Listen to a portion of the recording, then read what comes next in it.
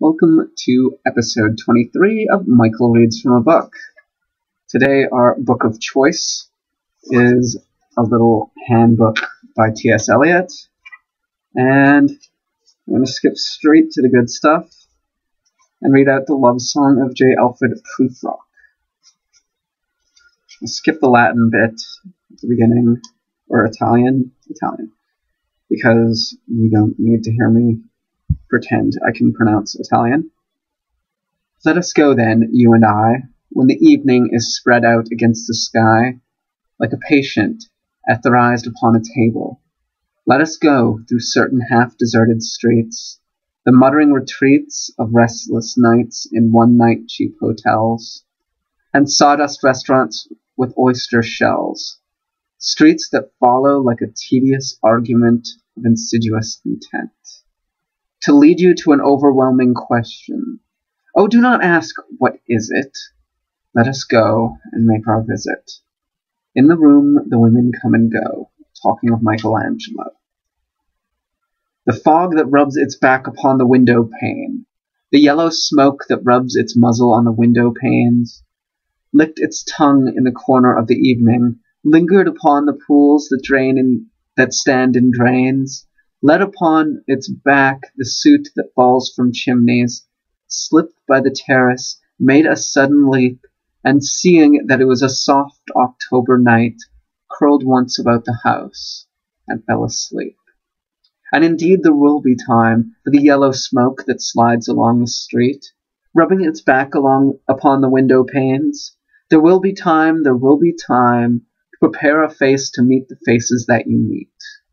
And there will be a time to murder and to create, and time for all the works and days of hand that lift and drop a question on your plate.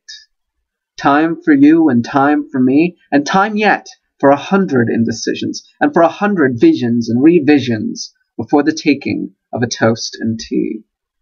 In the room the women come and go, talking of Michelangelo. And indeed there will be time to wonder, do I dare? And do I dare? Time to turn and descend the stair, with a bald spot in the middle of my hair. They will say, how his hair is growing thin. My morning coat, my collar mounted firmly to my chin, my necktie rich and modest, but asserted by a simple pin. They will say, but how his arms and legs are thin. Do I dare disturb the universe? In a minute there is time for decisions and revisions with it, which a minute will reverse. For I have known them all already, known them all, have known the evenings, mornings, afternoons. I have measured out my life with coffee spoons. I know the voice dying with a dying fall, because the music from the farther room. So how shall I presume? And I have known the eyes already, known them all, the eyes that fix you in a formulated phrase. And when I am formulated, sprawling on a pin, when I am pinned and wriggling on the wall, then how should I begin to spit out the butt ends of my days and ways? And how should I presume? And I have known the arms already, known them all, arms that are braceleted and white and bare, but in no amplight, downed with light brown hair. Is it perfume from a dress that makes me so digress? Arms that lie upon a table or wrap about a shawl, and how should I then presume? And how should I begin? Shall I say I have gone at dusk through narrow streets, and watched the smoke that rises the pipes of lonely men in shirt-sleeves, leaning out the windows? I should have been a pair of ragged claws, sculling across the floors of silent seas. And the afternoon, the evening sleeps so peacefully, smoothed by long fingers, asleep, tired, or it malingers, stretched on the floor here between you and me. Should I, after tea and cakes and ices, have the strength to force the moment to its crisis? But though I have wept and fasted, wept and prayed, though I have seen my head grown slightly bald, brought in upon a platter, I am no prophet, and here's no great matter. I have seen the moment of my greatness flicker, and I have seen the eternal footman hold my coat and snicker, and in short, I was afraid.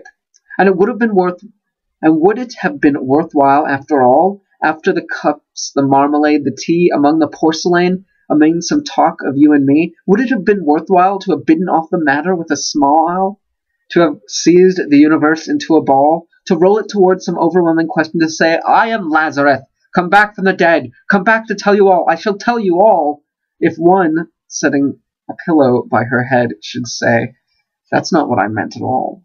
That is not it at all."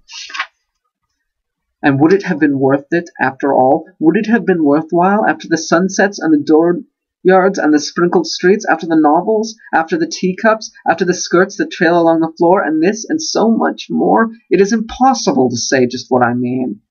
But as if a magic lantern threw the nerves and patterns on a screen, would it have been worthwhile if one, set in a pillow or throwing off a shawl, and turning towards the window, would say, "That is not it at all. That is not what I meant at all."